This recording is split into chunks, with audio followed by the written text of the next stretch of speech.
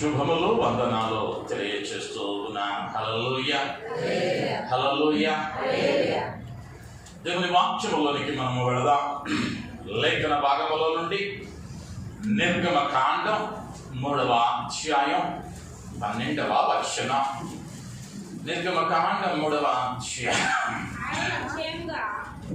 ఆయన నిశ్చయముగా నేను నీకు తోడైయుండును. చాలా మా దేవుని నామానికి మహిమ కలుగును గాక. హల్లెలూయా హల్లెలూయా హల్లెలూయా హల్లెలూయా. మోషేతో దేవుడు మాట్లాడుతూ ఉన్నాడు. మోషేతో దేవుడు మాట్లాడుతూ మోషేకు చెప్పిన మాట, నిశ్చయముగా నేను నీకు తోడై ఉండేదను అని మోషేతో మాట్లాడుతూ ఉన్నాడు. ఈ సంఘటన ఎప్పుడు ఎక్కడ సంభవించిందో ఆ అధ్యాయం చదివితే మనకు అర్థమవుతుంది. ఆ మొదటి నుంచి చదువుకుంటూ వస్తే జరిగిన క్రమం ఇది అయి ఉంటూ ఉన్నది. మోషే తన మామయ్య అయినటువంటి యిత్రో యొక్క మందను కాస్తూ ఉన్నాడు. మందను కాసుకుంటూ హోరేబు కొండకు వెళ్ళాడు. హోరేబు పర్వతము దగ్గరకు వెళ్ళి అక్కడ మందను మేపుచూ ఉండగా ఆ పర్వతము మీద ఉన్నటువంటి ఒక పొద తగలబడుతూ ఉన్నది, కాలిపోతూ ఉన్నది. అయితే అది మండుతూ ఉన్నది, కానీ పొద కాలిపోవటం లేదు. మంట అయితే వస్తూ ఉంది, పొద కాలిపోవటం లేదు. ఇప్పుడు మోషేకు ఒక అనుమానం వచ్చింది. నేను ఆ పక్కకు వెళ్ళి చూసేది అనుకుని అటుపక్కకు వెళ్ళాడు. అటుపక్కకు వెళ్ళిన వెంటనే ఒక స్వరాన్ని వింటా ఉన్నాడు.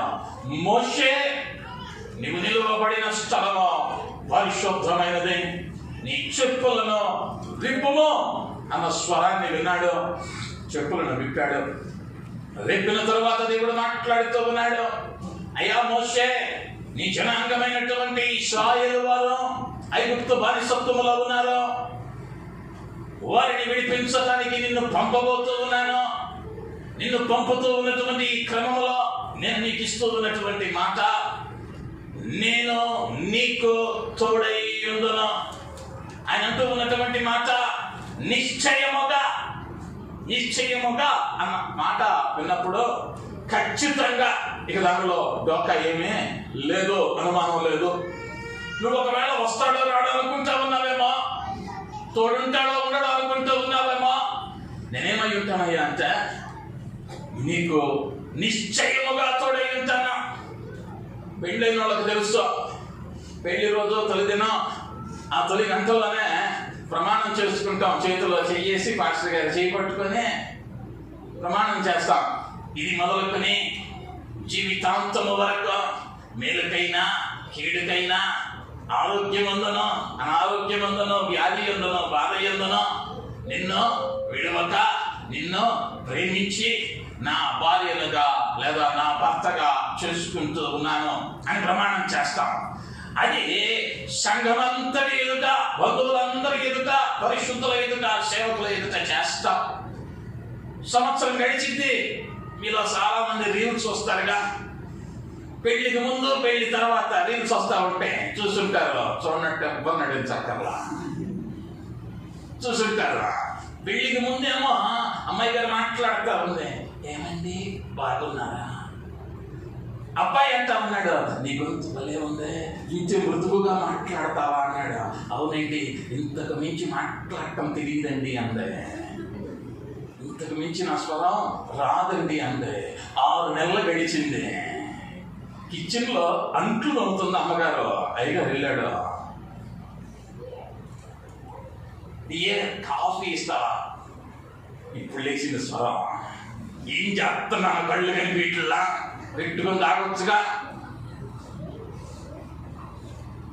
ఇచ్చిన మాట ఏమైతాయి అంటే 4 రోజుల్లో మారిపోయింది మనిషిది. కానీ నా ప్రభు ఇచ్చే మాట ఎలా ఉంటుందో అంటే, పైన ఆకాశము గతించిన, కింద భూమి గతించిన, నా మాట ఎన్నటికనే గతించదు. నా మాట ఎన్నటికనే గతించదు. ఆకాశం నాశనం అయిపోవచ్చు, భూమి గతించిపోవచ్చు, కానీ ఆయన మాట నిలచి ఉండేటువంటి మాట. ఆ ప్రభు అంటా ఉన్నటువంటి మాట, నిశ్చయముగా నేను నీకు తోడై ఉండేదను. 4000 సంవత్సరాల క్రితం మోషేతో మాట్లాడాడు నా దేవుడు. ఈ దినమున నీతోనూ నాతోనూ మాట్లాడుతూ ఉన్నాడు. ఎందుకయ్యా అంటే ఆయన నిన్న ఉన్నాడు, నేడు ఉన్నాడు, రేపు ఉంటాడు, దానిలో సందేహం లేదు. ఆయన మోషే అడుగుతా ఉన్నాడు, అయ్యా నన్ను పంపినది ఎవడు అని అంటే నేనేం చెప్పను. ఆయన అన్నాడు, నేను ఉన్నవాడను అనువాడను.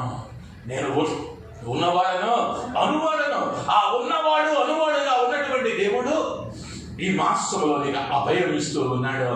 నేను నీకు నిశ్చయముగా తోడుంటాను, దానిలో సందేహం లేదు. అయితే ఆయన నీకు తోడుంటానని మాట ఇచ్చిన దేవుడు నమ్మదగిన వాడే, యథార్థవంతుడే, పక్షపాతము లేనివాడే. అయితే ఆయన నీ తోడుంచుకుంటావో లేదా పెళ్లి ప్రమాణం వలె 6 నెలల్లో మరు మనసు పొందుతావో అది నీ చేతుల్లోనే ఉంది. అనేక పర్యాయాలు మాట ఇచ్చిన దేవుడు కార్యం జరిగించడానికి సిద్ధంగా ఉన్నప్పటికీ మనం ఏం చేస్తా ఉన్నామయ్యా అంటే ఆ ఆశీర్వాదపు తలుపులను మూసివేసుకుని ఆశీర్వాదాలను లోనకు రానివ్వలేని వారముగా ఉంటూ ఉన్నా.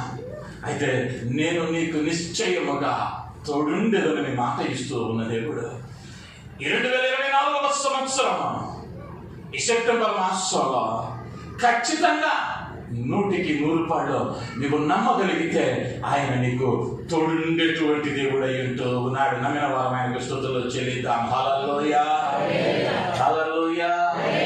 ఆ తోడుండేటువంటి దేవుడు ఆయన నీకు తోడుంటే ఏం చేస్తాడయ్యా అన్న విషయాలను గమనిస్తే, మొదటిగా ఆదికాండం 32వ అధ్యాయం 12వ వచనం.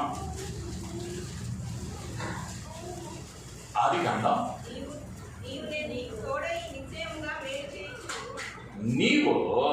నేను నీకు తోడై నిశ్చయముగా మేలు చేయుచు విస్తారముట వలన లెక్కింపలేని సముద్రపు ఇసుక వలె నీ సంతానము విస్తరింపచేయుదునని సెలవిచ్చితివే అనెను. దేవుని నామానికి మహిమ కలుగును గాక.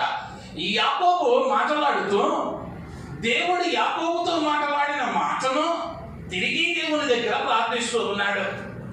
ఏమంటూ ఉన్నాడయ్యా అంటే, నేను నీకు తోడై నిశ్చయముగా మేలు చేస్తానని నాకు మాట ఇచ్చావు. ఎప్పుడైనా అంటే నేను నా అన్నను మోసం చేసి ఆ యోర్దాను దాటి నేను వస్తూ ఉన్నప్పుడు నేను ఎలా వచ్చానయ్యా అంటే ఒట్టివాడిగా చేతిలో కర్రతోనే వచ్చానయ్యా. అదో వచనంలో మాట ఉంటుంది. యోర్దాను నేను నా చేతి కర్రతో మాత్రమే ఈ యోర్దానును దాటి తిని. ఇప్పుడు యోర్దాను ఎలా దాటాడయ్యా అంటే చేతిలో కర్ర మాత్రమే ఉంది యాకోబు దగ్గర. ఇప్పుడు వెళ్ళాడు మామయ్య అయినటువంటి లాబాను ఇంటికి. అక్కడికి వెళితే ఆశపడిన దానిలో నిరాశ మిగిలింది. 7 ఏళ్ళు ఊడిగం చేశాడు, మళ్ళా మోసపోయాడు, మరి 7 ఏళ్ళు చేశాడు, 2వ వివాహం చేసుకున్నాడు. జీతము కొరకు మరి 7 ఏళ్ళు పరిచర్య చేయవలసి వచ్చింది. మొత్తం ఇంచుమించు 21 ఏళ్ళు అక్కడ పరిచర్య చేస్తూ ఉన్నాడు. ఈ పరిచర్య కాలంలో అనేక పర్యాయాలు తన జీతము మార్చబడింది. ఎన్నోసార్లు మోసపోయాడు. అయితే దేవుడు ఏమి ఇచ్చాడయ్యా మాట అంటే నీకు నిశ్చయంగా మేలు చేస్తానని మాట ఇచ్చాడు. ఇప్పుడు ఆ మాట పొందినటువంటి యాకోబు తిరిగి తన తండ్రి ఇంటికి వెళ్ళాలని, తన సహోదరుణ్ణి, తన రక్త సంబంధికులను కలుసుకోవాలని తిరుగు ప్రయాణం పట్టాడు. తిరుగు ప్రయాణమై వస్తూ ఉన్నటువంటి క్రమంలో ఇప్పుడు ఒక వార్త వచ్చింది. ఏంటయ్యా వార్త అంటే, నీ అన్న అయినటువంటి ఏశావు నిన్ను చంపజూచుచున్నాడు, నీవు చేసిన మోసములకు ప్రతీకారము తీర్చుకొనవలెనని ఆయన ఎదురు చూస్తున్నాడు అన్న వార్త వినిన వెంటనే ఇప్పుడు మోకరించాడు, ప్రార్థన చేస్తా ఉన్నాడు. అయ్యా నిశ్చయంగా మేలు చేస్తానన్నా, నా సంతానాన్ని ఇసుక రేణువుల వలె విస్తరింప చేస్తానన్నా. పరిస్థితి ఏమో అలా లేదయ్యా, పరిస్థితి ఏమో అలా లేదా. మేలులు చేస్తానన్న దేవుడు ఇంతవరకు చేశావు, ఇక ముందు చేస్తావు అని నమ్మాను. కానీ నా అన్న ఎదురు చూస్తా ఉన్నాడు. నాన్న ఎదురు చూస్తా ఉన్నాడు అని ప్రార్థిస్తా ఉన్నాడు. ఇప్పుడు ప్రార్థించిన తరువాత తన అన్న కొరకు ఒక కానుకను ఇస్తా ఉన్నాడు. ఒక కానుకను పక్కకు తీస్తా ఉన్నాడు. 13-14 వచనాలలో చదువుతా ఉంటే, అక్కడ ఆ రాత్రి గడిపి తాను సంపాదించిన దానిలో తన అన్న అయిన ఏసావు కొరకు ఒక కానుకను, అనగా 200 మేకలను, 20 మేకపోతులను, 200 గొర్రెలను, 20 పొట్టేళ్లను, 30 పాడి ఒంటెలను, వాటి పిల్లలను, 40 ఆవులను, 10 ఆబోతులను, 20 ఆడుగాడిదలను, 10 గాడిద పిల్లలను తీసుకొని మందమందను వేరువేరుగా చాలండి. దేవుని మనకి మహిమ కలుగును గాక. హల్లెలూయా. అన్న కొరకు ఒక కానుక సిద్ధం చేశాడు.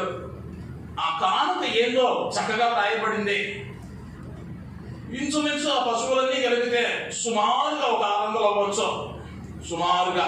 ఎందుకంటే 200 మేకలు ఉన్నాయి, 200 పొట్టేళ్ళు ఉన్నాయి, గాడిదలు ఉన్నాయి, ఆంబూతులు ఉన్నాయి, గేదెలు ఉన్నాయి, ఒంటెలు ఉన్నాయి, వాటి పిల్లలు ఉన్నాయి.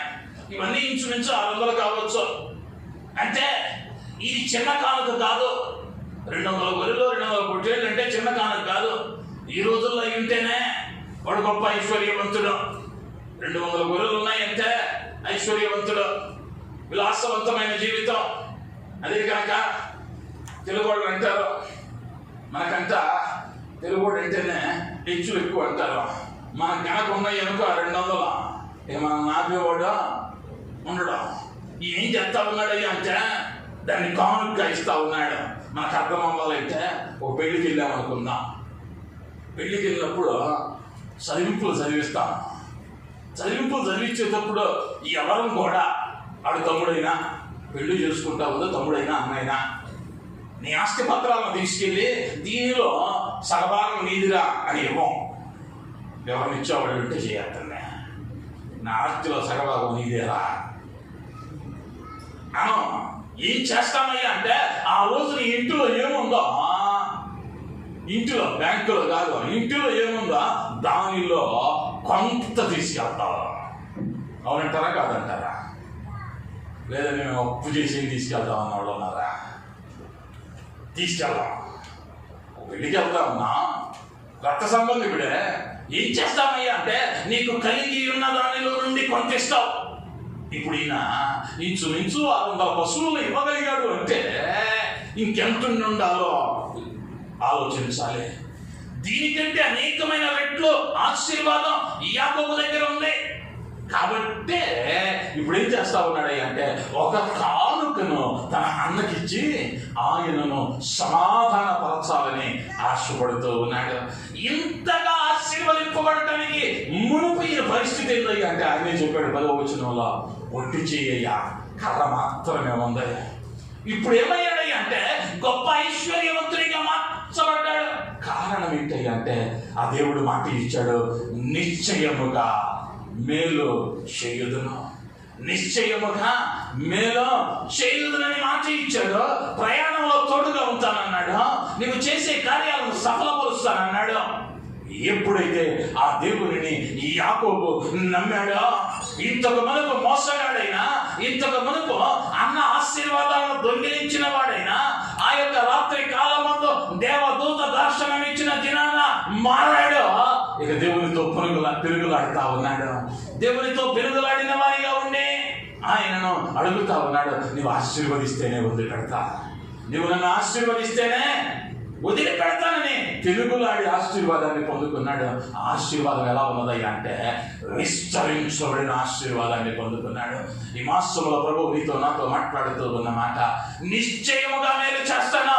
అయితే నీవు ఎలా ఉండాలి అంటే నా దగ్గర ఈ యాకోబు వంటి అనుభవంలో నువ్వు పెరుగులాడాలి. ఆశీర్వాదం పొందేంత వరకు, ఆయన నీతో మాట్లాడేంత వరకు, ఆయన నిన్ను ఆశీర్వదించేంత వరకు, ఆయనకు నీవు నమ్మకముగా ఉండగలిగితే మేలు చేస్తానని మాట ఇచ్చిన నా దేవుడు 100కి 100 నీకు మేలుల చేత ఆయన తృప్తి పరిచే దేవుడు అయ్యుంటూ ఉన్నాడు. హల్లెలూయా, హల్లెలూయా.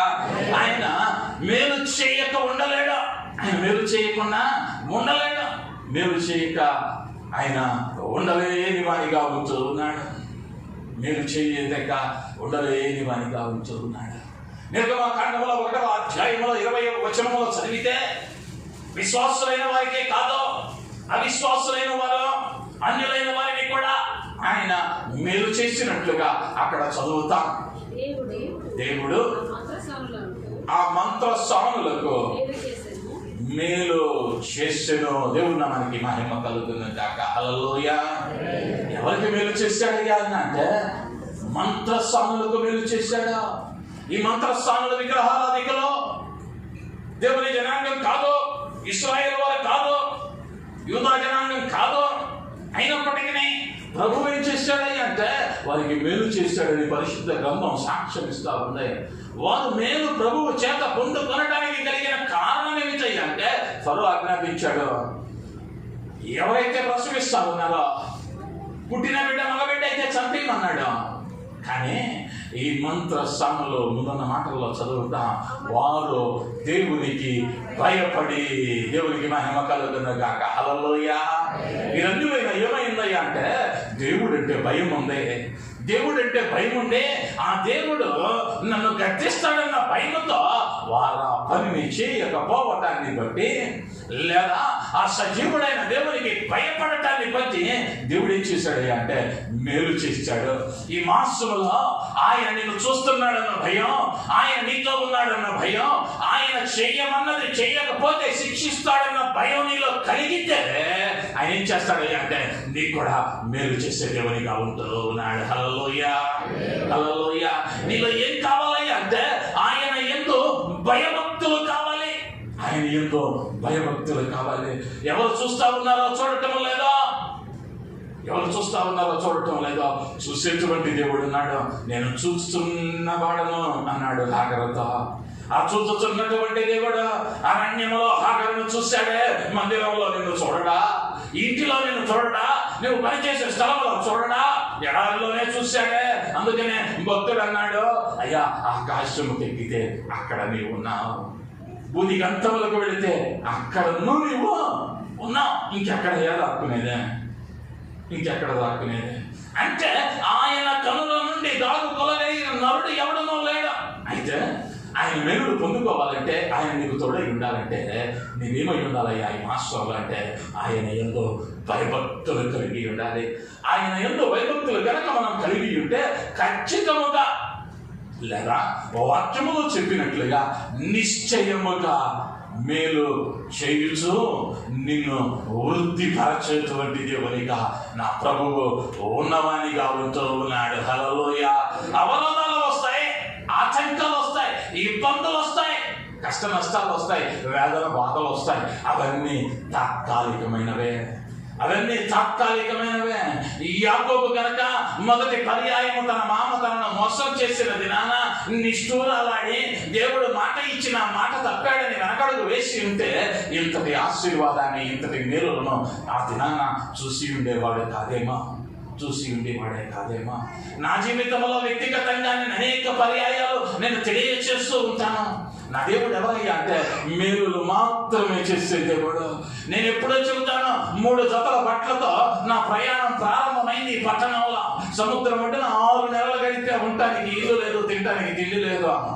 అయినా 3 జతలతో ఉన్నోడిని 3 మందిరాలను ఇచ్చాడు ఆయన నడిపించరా అని. దేవునికి మహిమ కలుగును గాక. హల్లెలూయా. ఇది ఏదో నా శక్తో నా జ్ఞానమో కాదు, నేను ఎప్పుడో చెబుతా. ఆయన లేకపోతే ఇక్కడ నిలవబడిన నేను సున్నా, ఎందుకో పనికిరాని వాడనే. కానీ ఆయన ఏం చేశాడయ్యా అంటే మేలులతో నింపాడు. అది ఎక్కడి నుంచి వస్తుందో తెలియదు, సహాయం ఎవరు వస్తారో తెలియదు, ఎప్పుడు పిలుస్తారో తెలియదు. కానీ ఈనాటి వరకు ఏ మేలు కొలువై ఉండలేదు. ఎక్కడో సిగ్గుపడేటువంటి స్థితిలో, తల ఉంచుకునే స్థితిలో ఆయన నిలువకట్ల పరిచర్యను మహిమకరంగా నడిపించాడు. ఈరోజు కేరళ మందిరం నిండిపోయింది, బయట కూర్చుంటున్నాను. కానీ తొలి ఆరాధనలో ఒక్క విశ్వాసి లేడండి. కేలంబాకం వాస్తవ్యంలో ఒక్క విశ్వాసి లేడు. 6 సంవత్సరాల క్రితం ఇక్కడ ప్రారంభించినప్పుడు పెరుంబాకం నుంచి వచ్చారు 20 మంది. వారితో ప్రారంభించాము. మేమిద్దరం వచ్చేవాళ్ళం. ఆ రోజు ఎవరో ఒకరు కొత్త వాళ్ళు వచ్చి కూర్చునేవాళ్ళం. వాళ్ళు అనుకునేవాళ్ళు ఏదిరా చర్చిలో ఎవరు లేరు, మేమేనా మొదటి విశ్వాసం అనుకునేవాళ్ళు. అనుకున్నోళ్ళు ఉన్నారు. దేవునికి మహిమ కలుగును కాక. హల్లెలూయా, హల్లెలూయా. ఆ ఎదుగుదలను చూసిన వాళ్ళు ఉన్నారు. ఆయన ఎవరయ్యా అంటే మేలులు మాత్రమే చేసేటువంటి దేవుడు. నువ్వు నమ్మగలిగితే నా పట్ల మేలులు చేసిన దేవుడు, ఈ యాకోబును మేలులతో తృప్తిపరచిన దేవుడు, నేటికి సజీవుడైనటువంటి దేవుడు ఆయన నీ జీవితంలో మేలు చేయడానికి సిద్ధంగా ఉన్నాడు ఈ మాసంలో. అయితే నీవేం చేయాలి అంటే ఆయన యందు భయభక్తులు కలిగి ఉండాలి. భయభక్తులు కలిగి ఉంటే ఆయన మాటలకు లోపడతాం, ఆయన చెప్పినది ఆయన జరిగిస్తాం. ఆయన నిన్ను మేలులతో తృప్తిపరచే దేవుడు. రెండవదిగా మనం గమనించగలిగితే ఆదికాండం 39వ అధ్యాయం 2వ వచనం.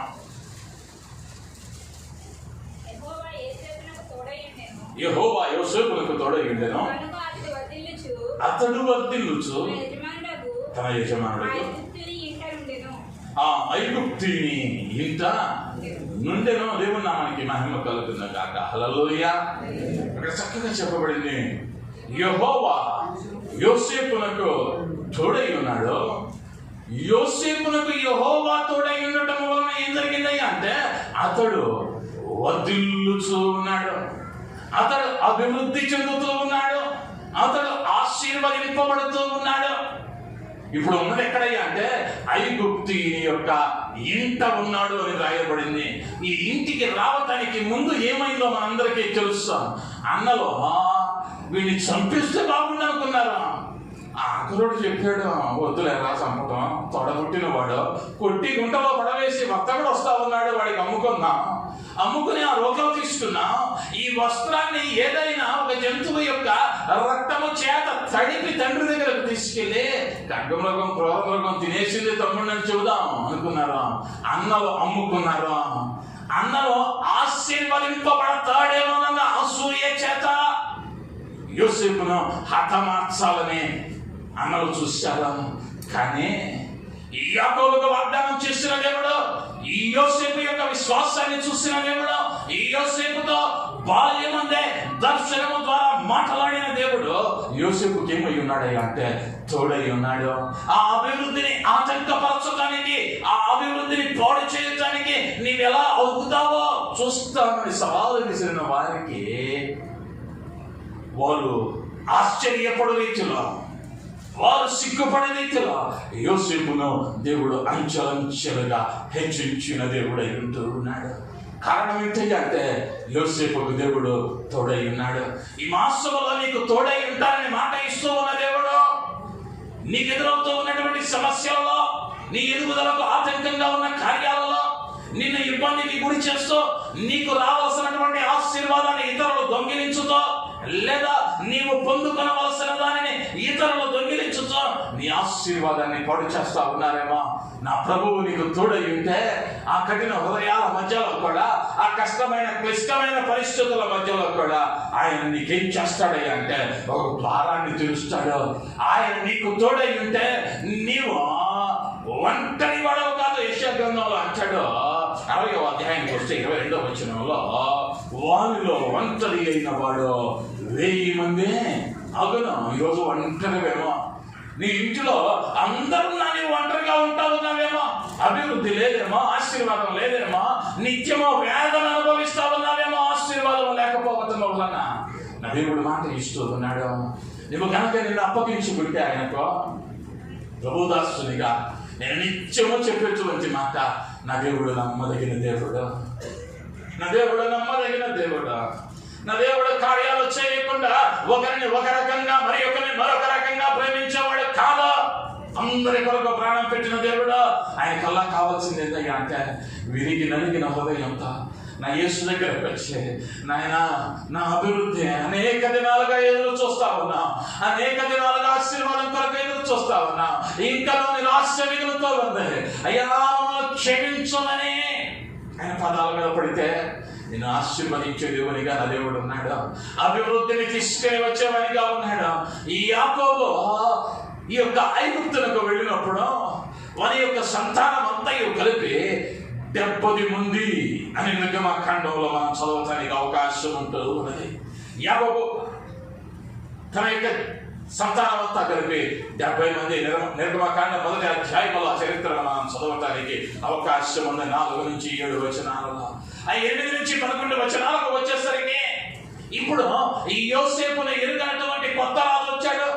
ఈ యోసేపు ఐగుప్తులో ఆశీర్వదింపబడి విస్తరించిన దినాన తన తండ్రి ఇంటి వారందరూ వచ్చారు ఇక్కడికి. 70 మంది.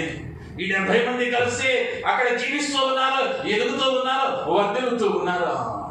అయితే ఈ అభివృద్ధిని తట్టుకోలేక ఈ యోసేపును ఎరుగని రాజు ఒకడు వచ్చాడు. ఇప్పుడు ఆయన అంటా ఉన్నాడు, వీరు మనవారు కాదే, బానిసలుగా తేబడిన వారే, మనకంటే పై స్థాయిలో ఉన్నారే, మన భాష వారు కాదే, మన ప్రాంతం వారు కాదే, మన కులపోళ్ళు కాదే, మన ప్రాంతం వారు కాదే అని అసూయను కనబరచి వారిని ఏం చేశాడు అంటే అంతకంతకు శ్రమను పెంచారు, వెట్టి చాకరీ చేయించడం మొదలు పెట్టారు. అయితే జరిగిన అద్భుతం ఏంటయ్యా అంటే 12వ వచనానికి వచ్చేసరికి ఐగుప్తీయులు ఇశ్రాయేలీయులను ఎంతగా శ్రమ పెట్టారో అంతగా వర్ధిల్లుచు విస్తరించుచు వచ్చేది. దేవుని నామానికి మహిమ కలుగునుగాక. హల్లెలూయా, హల్లెలూయా. 70 మందితో వచ్చినట్లు ఇప్పుడు ఎంతమంది వెళ్ళారు అంటే ఇంచుమించు 40 లక్షల మంది బయటికి పెడతా ఉన్నారు. హల్లెలూయా. ఎక్కడ నుంచి అయ్యా ఈ విస్తరింపు వచ్చింది అంటే ఆయన ఆశీర్వదించిన వాడై ఉంటూ ఉన్నాడు. నీవు నమ్మగలిగితే ఆ దేవుని, నీ జీవితంలో ఆయనకు చోటివ్వగలిగితే, ఆయనను మాత్రమే నీవు ఆనుకొనగలిగితే ఆయన ఏం చేస్తాడయ్యా అంటే నిన్ను వర్ధిల్ల చేస్తాడు. నీ చదువు తక్కువేమో, నీ స్థాయి తక్కువేమో, నీ జ్ఞానం స్వల్పమైనదేమో, దాని గురించిన ఆందోళన నువ్వు చెందవలసిన అవసరం లేదు. గత వారం ఒక సహోదరునితో మాట్లాడుతూ ఉన్న సందర్భంలో ఉద్యోగం మారాలనుకుంటా ఉన్నాడు. మేమిద్దరం మాట్లాడుకుంటూ ఉన్న సందర్భంలో సహోదరుడు ఒక మాట అన్నాడు, బయట మార్కెట్ బాగలేదండి అన్నాడు. నేను వెంటనే చెప్పా, ఆ మార్కెట్ బాగలేనిది ఎవరికో, నీకు కాదు, నీకు ఇస్తాడంతే ఆయన. ఎందుకయ్యా అంటే ఆయన తన వారిని ఆశీర్వదించే దేవుడు, దానిలో ఎటువంటి సందేహం లేదు. ఆయన పరిశుద్ధ బలిపీఠం మీద నుండి నిలవబడుతూ ఉన్న ఎవరో అన్యునికి ఉన్నట్లుగా మార్కెట్ లేదని కంగారు పడాల్సిన అవసరం లేదు. ఎందుకంటే నీవు తల్లి గర్భంలో రూపింపబడక మునుపే నిన్ను పేరు పెట్టి పిలిచిన దేవుడు అయి ఉన్నాడు. నేను ఆరాధించిన దేవుడు. ఆయన నిన్ను అభివృద్ధి పరచాలని, నీవు ఎక్కలేనంత ఎత్తైన స్థలంలో నిన్ను కూర్చుండబెట్టి ఆనందపడాలనేటువంటి ఆశపడేటువంటి వాడు. ఏ తండ్రి అయినా తన బిడ్డ ఎట్టుండాలనుకుంటాడయ్యా అంటే తనకన్నా ఉన్నతమైన స్థితిలో ఉండాలనే. ఆ తండ్రి తినక కష్టపడతాడు, ప్రయాసపడతాడు. తన ఒళ్ళు నలిగిపోతూ ఉన్నా, తన అనారోగ్యంతో ఉన్నా ఎందుకు కష్టపడతాడయ్యా తండ్రి అంటే తన బిడ్డను తనకన్నా గొప్ప స్థాయిలో చూడాలని, తాను పడిన కష్టం తన బిడ్డ పడకూడదని. అయితే నా ప్రభువు ఐశ్వర్యవంతుడు, భూమిని మాటతో చేశాడే, ఆయన నిన్ను ఎలా చూడాలనుకుంటూ ఉన్నాడే అంటే ఆయన కంటే ఆయన ఏమన్నాడయ్యా అంటే మీరు నా కుమారులు, కుమార్తెలు. ఇప్పుడు తండ్రి యొక్క ఆస్తి ఎవడదయ్యా అంటే కుమారులు, కుమార్తెలనే. పక్కింటోడు వచ్చి కేసేయటానికి లేదా. తండ్రి చచ్చిపోయిన తర్వాత, తండ్రి వెళ్ళిపోయిన తర్వాత ఈ ఆస్తిలో పక్కింట్లో మేము ఉన్నాం 40 ఏళ్ళు, మాకు కూడా 25% ఇవ్వండి. వాళ్ళు ఎంత గడిపారు ఆ కుటుంబంతో, మేము అంతే గడిపాము ఆ వ్యక్తితో అంటానికి లేదా. ఎవరికయ్యా ఆ పూర్తి హక్కు అంటే కుమారుడు, కుమార్తెదే. నీవు కనుక నా ప్రభువును అంగీకరించి, ఆయనను తండ్రిగా అంగీకరించి, ఆయన మాటకు లోపడి ఆయన కనుక అడగగలిగితే ఆయన ఏం చేస్తాడయ్యా అంటే నిన్ను వర్ధిల్ల చేస్తాడు, నిన్ను వర్ధిల్ల చేస్తాడు. ఇక్కడ ఐగుప్తులో ఫరో ఏం చేస్తాడన్నాడయ్యా అంటే నలిపేస్తా ఉన్నాడు. ఆమె ఈ కాళ్ళకి 24 గంటలు మట్టి తొక్కటం, ఇటుకలు చేయటం, ఇటుకలు కాల్చడం, ఇదే పని. ఇంకో పని తెలియదు వాళ్ళకే, ఇంకో పని తెలియదు. యాంత్రికంగా మారిపోయారు. గత వారంలో దైవజనుడు మా మధ్యకు వచ్చినప్పుడు కూడా ఆయన ఎగ్జాంపుల్తో సహా చూపించాడు. వాళ్ళు ఎట్ట తొక్కుతారో, ఎట్ట ఇటుకలో చేస్తారో, ఎలా కాలుస్తారో. ఇక వాడి నిద్రలో కూడా ఏం చేస్తారయ్యా అంటే గబాల మెలుగు వస్తే లేచి గబగబా తొక్కటం, ఇటుక చేయటం, తీసుకెళ్ళి కాల్చటం. అలాంటి బానిసత్వంలోనికి వెళ్ళిపోయారా. ఇక వాళ్ళకు ఆశ అన్నదే కొద్దిగా చచ్చిపోయింది. ఎందుకంటే తాత అక్కడే ఉన్నాడు, ముత్తాత అక్కడే ఉన్నాడు, ఆయన తాత కూడా ఆడే పుట్టాడు, ఆడే చచ్చిపోయాడు.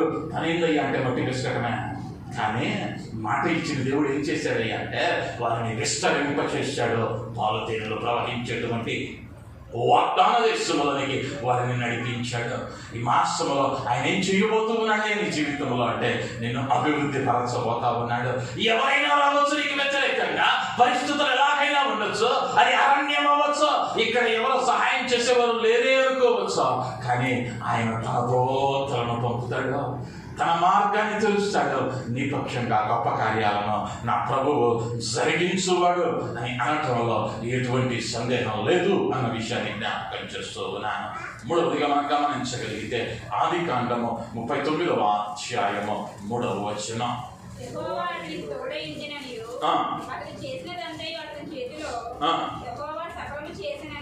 యెహోవా సఫలము చేసెననియు. దేవుని నామానికి మహిమ కలుగును గాక. హల్లెలూయా.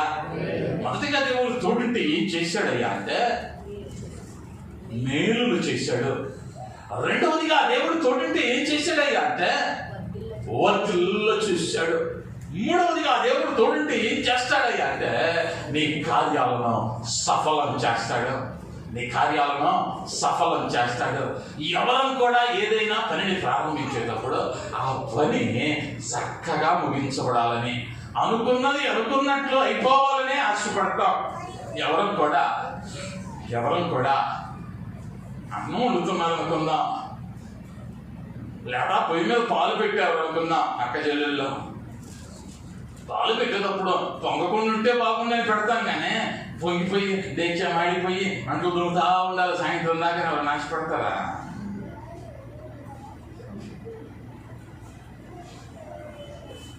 నాశపడతారా? మీ ఫేసులు చూస్తుంటే నాకు ఎక్కడుందంటే ఇంట్లో ఏం పని లేదండి, అన్ని పని చేయడానికి అన్నీ ఉన్నాయి, ఏ పని దొరకట్లేదు కాబట్టి అప్పుడప్పుడు పాలు పొంగించి తుడుస్తూ కాలక్షేపం చేస్తూ ఉంటామండి అన్నట్లు.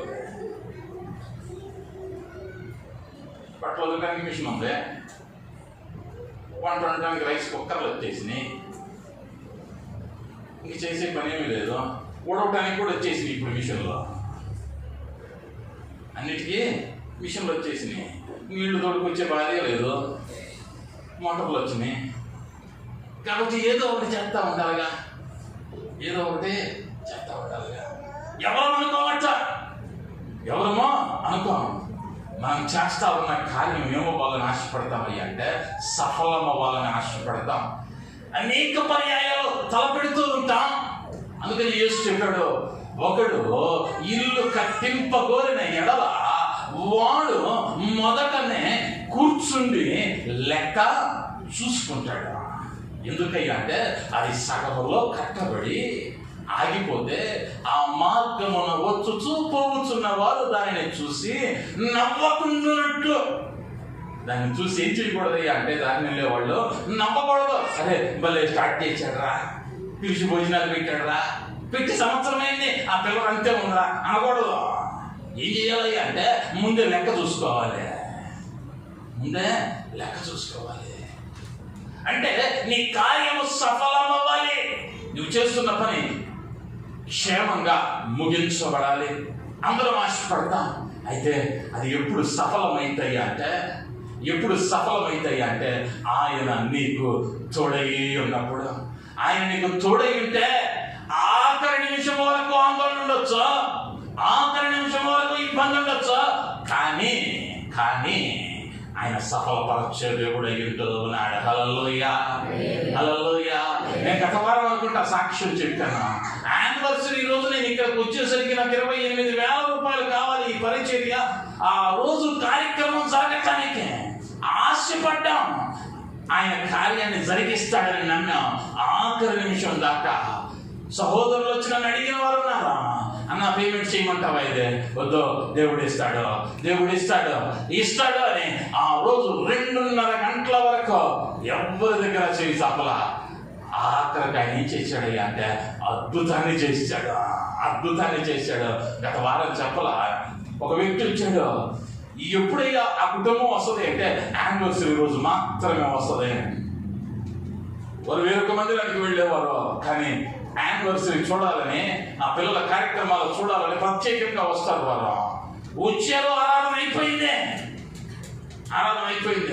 ప్రార్థన చేయించుకున్నారా, నా దగ్గర నుంచి వెళ్ళిపోయారా. వెళ్ళిపోయిన వాళ్ళు పాస్టమ్ గారి దగ్గరికి వెళ్ళి అడిగారా, పాస్టమ్ గారి పిల్లలకి మంచి గిఫ్ట్లు ఇచ్చారు, ఎంత అయింది అన్నారు.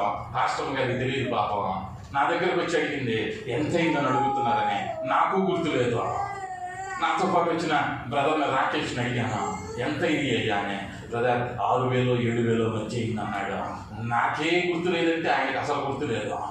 6-7 వేల మధ్య అయింది బ్రదర్ అన్నాడు.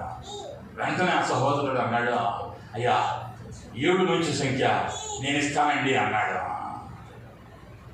నేను ఇస్తాను బ్రదర్ అన్నాడు. మన విశ్వాసి కాదు, మన సంఘానికి వచ్చేవాడు కాదు. కానీ దేవుడు ఏం చేస్తాడయ్యా అంటే, ఆయన నీ కార్యం సఫలం అవ్వటానికి ఎక్కడి నుంచో తోడుకొని వస్తాడు. ఎక్కడి నుంచో తోడుకొని వస్తాడు. అదే రోజు రాత్రి అర్ధరాత్రి 2:30కి ఏం చేస్తామయ్యా అంటే నిద్రపోతాం. కానీ ఒక తమ్ముడు ఆ సమయంలో పంపించాడు 8,000 రూపాయలు. దేవునికి మహిమ కలుగును కాక. హల్లెలూయా. ఇవన్నీ ఎట్లా జరిగినాయి అంటే నేను అడిగితే జరిగినాయి కాదు, నా ప్రభువు కలుగు చేసుకుంటాడు. ఆయన ఏం చేస్తాడయ్యా అంటే ఈ కార్యం సఫలం అవ్వాలి, ఈ కార్యం ముందుకెళ్ళాలి, ఈ కార్యము ఆనందంతో ముగించబడిందని సాక్ష్యం అనేది వినాలి. ఆ సాక్ష్యం ద్వారా అనేకులు బలపరచబడాలి అని నా ప్రభువు హృదయాలను కదిలించిన సంఘటనలు మాత్రమే. ఇంకనూ ఆ యానివర్సరీ జరగటానికి నేను చెప్పుకుంటూ పోతే సాయంత్రం దాకా మిమ్మల్ని కూర్చోబెట్టచ్చు. ఎందుకయ్యా అంటే ప్రతి దినం అద్భుతమే. ప్రతి దినం ఇచ్చిన ప్రతి వారు కూడా వారి పరిస్థితుల మధ్య ఇచ్చారో నేను ఎరిగిన వాడిని. వారికి ఉన్నటువంటి ఇబ్బందులు ఏంటో తెలుసు, వారికి ఉన్న ఖర్చు ఏంటో తెలుసు, వారు పడుతూ ఉన్న కష్టం ఏంటో తెలుసు. కానీ ఆ కష్టంలో కూడా ఆ ఇబ్బందిలో కూడా ప్రభు ఏం చేశాడయ్యా అంటే విత్తేటువంటి హృదయం ఇచ్చాడు. విత్తేటువంటి హృదయం ఇచ్చాడు. ఎందుకు ఇచ్చాడయ్యా అంటే ఆయన కార్యము సఫలం అవ్వాలి. నేను అడిగిన ప్రార్థన నా ప్రభువు అంగీకరించి ఆ కార్యము సఫలము చేయటానికి సహకారులుగా అనేకమిచ్చాడు. అదే దేవుడు నిన్ను ప్రేమిస్తూ ఉన్నాడే, నిన్ను ఇష్టపడుతూ ఉన్నాడే, నీ పక్షంగా కార్యాన్ని సఫలం చేయగా. నీకు ఉద్యోగం అవ్వచ్చు, లేదా నీకు తలకు మించిన అప్పులు ఉండొచ్చు ఈరోజు, కానీ లేదా నువ్వు ఆశపడుతూ ఉండొచ్చు. ఒక చక్కని ఇల్లు కావాలి, ఒక చక్కని వాహనం కావాలి, చక్కని ఉద్యోగం కావాలి అని ఆశపడుతూ ఉండవచ్చు. నీ ఆశ ఏం కాదయ్యా అంటే భంగము. భంగము కానేరదు, భంగము కానేరదు.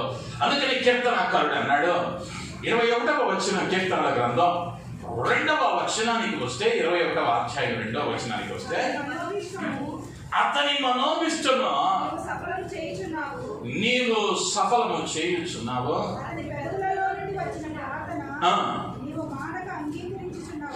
నీవు మానక అంగీకరించుచున్నావు. అతని మనోభిష్టమును నీవు సఫలం చేస్తా ఉన్నావు. ఎవరి మనోభిష్టమైనా అంటే ఆయన యందు భయభక్తులు కలిగి ఉండే వారి మనోభిష్టము. మనోభిష్టం అంటే ఆశ, ఇష్టము, వాంఛ అనే అర్థాలను మనం ఇచ్చుకోవచ్చు. నీవు హృదయంలో ఏదైతే కోరుకుంటూ ఉన్నావో, ఎదురు చూస్తూ ఉన్నావో, దానిని గనక ఆయన యందు భయభక్తులు కలిగి నీవు అడిగితే నీ ఆశను ఆయన తీర్చువానిగా ఉన్నాడు అని అనటంలో ఎటువంటి సందేహం లేదు. అయితే ఆదికాండంలో ఒక ఆయన అంటాడు, అయ్యా నా ప్రయాణము నీవు సఫలం చేసావని 24వ అధ్యాయం 21వ వచనంలో ఆదికాండము గ్రంథంలో మాట్లాడుతూ అంటూ ఉన్నాడు. ఆదికాండము 24వ అధ్యాయము 21వ వచనం. ఆ మనుష్యుడు ఆమెను తేల్చూచి నా ప్రయాణమును యెహోవా సఫలము చేసెనా లేదో. చాలండి. దేవుని నామానికి మహిమ కలుగుతున్న గాక. దేవుని నామానికి మహిమ కలుగుతున్న గాక. హల్లెలూయా. ఆయన ఏం చేస్తా ఉన్నాడు నా ప్రయాణాన్ని అంటే సఫలము చేయబోతా ఉన్నాడు. దానికి ఒక పరీక్ష పెడతా ఉన్నాడు. నేను వెళ్ళి ఆ బాబు దగ్గర నిలబడతానయ్యా, వచ్చిన అమ్మాయి నాకు నీళ్ళు ఇవ్వాలి, నాకు ఇచ్చినది కాక నా వంటలకు కూడా నీరు పెట్టాలి అని ఒక పెద్ద సవాలు విసురుతా ఉన్నాడు. ఇంతకు ముందే చెప్పాను, ఈ రోజుల్లో పక్కనోడిని చిన్నపిల్లలే అదే రోడ్డు మీదకి వెళ్ళి తీసుకురా అంటే నువ్వు తెచ్చుకోవచ్చుగా అనే రోజులు ఇయ్యే. అవునంటారా కాదంటారా? నువ్వు వెళ్ళి తెచ్చుకోవచ్చుగా అంటారా? ఈ రెబకమ్మ గారు ఏం చేస్తా ఉన్నదయ్యా అంటే, ఇప్పుడు బావిలో దిగాలి. ఈయనకి నీళ్లు పెట్టింది ఎలియాజరుకో. ఎలియాజరు మహా తాగితే లీటర్ దాగి ఉంటాడు, ఇంకా తప్పితే వస్తే 2 లీటర్లు దాగి ఉంటాడు. ఇప్పుడు దీంతో అయిపోయి ఉంటే బాగుండేదేమో కథ. ఆ వంట ఉన్నది, నీ ఒంటులకు కూడా నీరు పెట్టదును 10 ఒంట్లు ఉన్నాయి. ఒంటి 200 లీటర్ల కన్నా ఎక్కువ తాగితే లెక్కలు చెప్తూ ఉన్నాయి. అంటే 2000 లీటర్ల నీళ్లు కావాలి. ఇప్పుడేం మోటార్ వేసే అవకాశం లేదు, ఉండుంటే బాగుండేది. పాపం ఇప్పుడు బావిలోకి దిగాలి. 150-200 అడుగులు లోతు. ఇన్ని మెట్లు ఎక్కి దిగితే ఒక బిందె బయటకు వస్తుందో, అది పోసి వెళ్ళేలోపు ఒక ఒంటికి సరిపోదు ఒక బిందె. ఒక బిందులో మహా అయితే 25 లీటర్లు ఉంటాయేమా. 8 సార్లు ఎక్కి దిగాలి ఒక ఒంటిని తృప్తిపరచడానికి. ఇప్పుడు 10 ఒంట్లు అంటే 80 సార్లు ఎక్కి దిగాలి. మిమ్మల్ని ఎవరినైనా కిందకి 4 సార్లు దింపితే, ఈ 2 అంతస్తుల బిల్డింగ్ని 4 సార్లు ఎక్కి దింపితే ఏమవుతామయ్యా అంటే, బట్టలు తడిసిపోయి ఫ్యాన్ యాడ్ ఉందో ఎత్తుక్కుంటాం. అవునంటారా కాదంటారా? అలిసిపోతాం. 2 అంతస్తుల బిల్డింగ్ 4 సార్లు ఎక్కడానికి అలిసిపోతా ఉన్నాం. ఇప్పుడు 50 సార్లు ఎక్కి దిగాలి అమ్మగారు. కానీ ఆ కార్యాన్ని కూడా ఆమె ఎలా చేయగలిగిందయ్యా అంటే, ఇష్టంతో చేయగలిగింది. కారణం ఏమిటయ్యా అంటే, ఎలియాజరు ప్రార్థన చేశాడు, నా కార్యాన్ని సఫలము చేయమని. ఆ ప్రార్థన ఏం చేసిందయ్యా అంటే, రెబకమ్మ గారి మనస్సును మార్చింది. అంతటి ప్రయాసతో కూడిన సహాయాన్ని కూడా చేయటానికి ముందుకు వచ్చింది. ఇప్పుడు నువ్వు దేవుడిని అడుగుతూ ఉన్న కార్యం అది విస్తారమైనదేమో, అది విలువైనదేమో, అది నీ స్థాయికి మించినదేమో. ఆందోళన పడవలసిన అవసరం లేదు. నీకు అవకాశం లేదేమో ఇప్పుడు దాన్ని తీసుకోవటానికి, ఇప్పుడు ఇది పొందుకోవటానికి ఆందోళన చెందాల్సిన అవసరం లేదు. నువ్వు ప్రార్థించగలిగితే నీతో ఉన్నటువంటి నీ దేవుడు ఏం చేస్తాడయ్యా అంటే, మారాల్సిన హృదయాలను మారుస్తాడు, నీకు సహాయాన్ని పంపుతాడు, నీ కార్యంలో ఆయన సఫలము దయచేయువానిగా ఉంటూ ఉన్నాడు అని అనటంలో ఎటువంటి సందేహము లేదు. హల్లెలూయా, హల్లెలూయా. నా అనుభవంలో నాకు గమనించగలిగితే ఈ 11 ఏళ్ల పరిచర్యలో ప్రతి యానివర్సరీకి నేను మాటిందయ్యా అంటే, పాస్టర్ గారు అంత ఖర్చు అవసరమా? నేను ఒకటే మాట అంటాను, నా దేవుడు ఇస్తాడు, నా దేవుడు ఇస్తాడు. ఏ యానివర్సరీలో కూడా రూపాయి తగ్గిందన్న సాక్ష్యం ఈ 11 ఏళ్లలో నేను చెప్పలేదు. అనేక సంవత్సరాలుగా ఉంటూ ఉన్న వారు ఉన్నారు ఇక్కడ.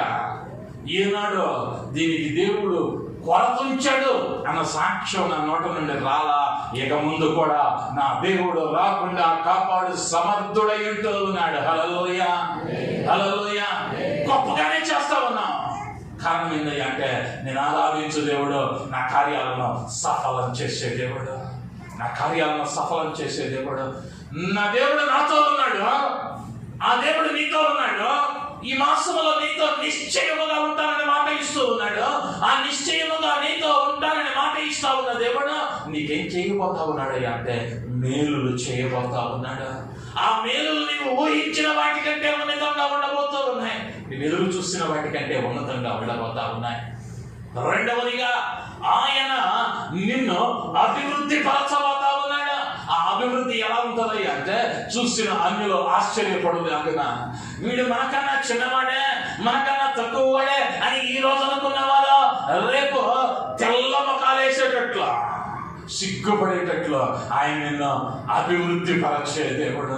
ఒకప్పుడు నన్ను హేళన చేసిన వారే, ఒకప్పుడు నన్ను మాటలతో, నన్ను ఒక ఆయన అన్నాడు, నేను బైబిల్ కాలేజీలోకి వెళ్ళి బాప్తీసం తీసుకుని బైబిల్ కాలేజీకి వెళ్ళి మొదటిసారి ఇంటికి వెళ్ళే సెలవులకి బల్లారొడున, ఆ రోజు కూడా తొలి విశ్వాసం కదా, తెల్లబట్టలు వేసుకొని వెళ్ళి ఆ మందిరానికి బలలో పాల్గొందామని లోపలికి వెళ్తా ఉండేసరికి సంఘ సెక్రటరీ ఉన్నాడు. ఏందిరో తెల్లబట్టలు వేసావు అన్నాడు మా ఊరి భాషలో. బైబిల్ కాలేజీకి వెళ్ళానంకో అన్నా. నీకెవరు ఇచ్చింది బైబిల్ కాలేజీలో? ఉందా కాలేజీ మూసేశారా అన్నాడు. అంటే మారేమన్నా కూడా మారనివ్వదు కొన్ని పర్యాయాలలో. అంతగా తక్కువ చేసి మాట్లాడారు. కానీ ఈరోజు వారే సాక్ష్యం ఇస్తా ఉన్నారు, వాడుగా ఉండాలయ్యా, ఎన్నో చేశాడు. కానీ ఇప్పుడు దేవుడి కొరకు వైరాగ్యంగా వాడబడతా ఉన్నాడు. నిన్ను దేవుడు ఎలా అభివృద్ధి పరచాలంటే, నువ్వు ఒక మాదిరిగా ఉండు. చూస్తాడు. ఎప్పుడయ్యా అంటే నీవు ఆయనను నమ్ముకుంటే ఆయన నీ కార్యాలను సఫలం చేస్తాడు. నీ కార్యాలను సఫలం చేస్తాడు. నీవు అనుకుంటున్న ఆశలు తీరుస్తాడు. నువ్వు నమ్మగలిగితే ఒక్క పర్యాయం కళ్ళు మూసుకొని ఆయన వైపు చూస్తాడు. అయ్యా నిన్నే నమ్ముకున్నానయ్యా, నన్ను వీడిపోవద్దయ్యా. అయ్యా నిన్నే నమ్ముకున్నానయ్యా, నన్ను వీడిపోవద్దయ్యా. అయ్యా నా తోడుంటానన్నావు అయ్యా, నీకు వందనాలు అయ్యా, నీకు వందనాలు అయ్యా, నీకు వందనాలు ఆయన. రాజా నీకు స్తుతులు. ఆయన అడుగుదా, తోడుంటానని మాట ఇచ్చావు, నమ్మదగిన వాడవా, నజరేయుడవా అయ్యా, నీకు వందనాలు. హల్లెలూయా, హల్లెలూయా, హల్లెలూయా. నమ్ముకున్నానయ్యా, నన్ను వీడిపోవద్దయ్యా. నిన్నే నమ్ముకున్నానయ్యా, నన్ను వీడిపోవద్దయ్యా. నువ్వు లేక నేను బ్రతుకలేనయ్యా, నువ్వు లేక నేను బ్రతుకలేనయ్యా. నీవుంటే నాకు చాలేసయ్యా, నీవుంటే నాకు చాలేసయ్యా. నిన్నే నమ్ముకున్నానయ్యా, నన్ను వీడిపోవద్దయ్యా. మాకు తోడుంటానని మాట ఇచ్చావు. అంతమ వరకు అయ్యా మా తోడుండండి నాయన. మేలులు చేసే దేవునిగా ఈ మాసంలో నీ ప్రియ బిడ్డల జీవితాలలో ఏ మేలు ఎదురు చూస్తా ఉన్నారో, ఏ ఆశీర్వాదాన్ని అనుభవించాలని ఆశతో కనిపెడుతూ ఉన్నారు. ఈ ఉదయ కాలం ముందు నీ మందిరంలో వేటి కొరకు ఎదురు చూస్తూ నీ గుమ్మములలో ప్రవేశించారా, ఆ మేలును నాయన మీరు ఆజ్ఞాపించండి. అభివృద్ధిని దయచేయండి. కుడి ఎడమలకు విస్తరింపచేయండి. బిడ్డల కార్యాలను సఫలపరిచి అయ్యా ఈ మాసంలో బిడ్డలకు తోడుగా నీవు ఉన్నామనేటువంటి ఆ భయమును బిడ్డలకు దయచేసి ఆనందింపచేయమని యేసు నామములో అడుగుతున్నాను తండ్రి. ఆమేన్.